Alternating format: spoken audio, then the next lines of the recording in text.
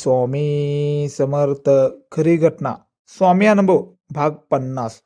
अक्कलकोटमध्ये श्री स्वामी समर्थ वास्तव्यात असताना एक श्रीमंत सावकार होता.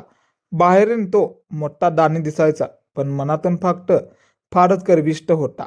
स्वामींच्या चमत्कारावर त्याचा विश्वास नव्हता. एक दिवस तो स्वामींना म्हणाला, महाराज, लोक म्हणतात तुम्ही सर्वज्ञ आहात. मग मला सांगा, माझ्या घरात आज काय शिजले?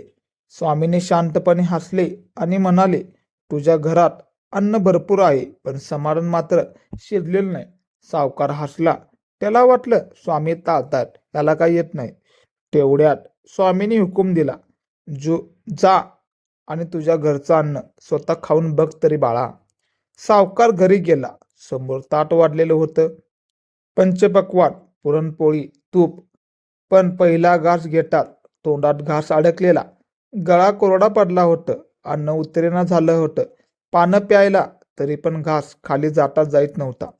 तेव्हा त्याच्या डोळ्यासमोर स्वामींचे शब्द उमटले, अन्न भरपूर आहे, पण समाधान मात्र काहीच नाही.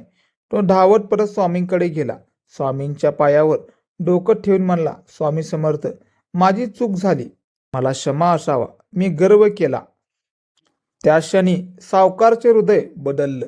त्याने गरिबांना अन्नदान सुरू केलं आणि त्याच दिवसापासून त्याच्या घरात अन्नही गोड झालं आणि आयुष्य त्याहूनही गोड झालं. श्री स्वामी समर्थ. शेवटी स्वामी काय म्हणतात, भक्ती मोठी नाही, पण नम्रता खरी असली पाहिजे.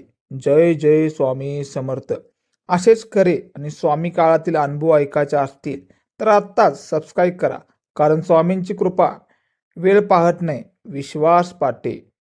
श्री स्वामी समर्थ. स्वामी अनुभव भाग 51 साठी आत्ताच सबस्क्राईब करायला विसरू नका.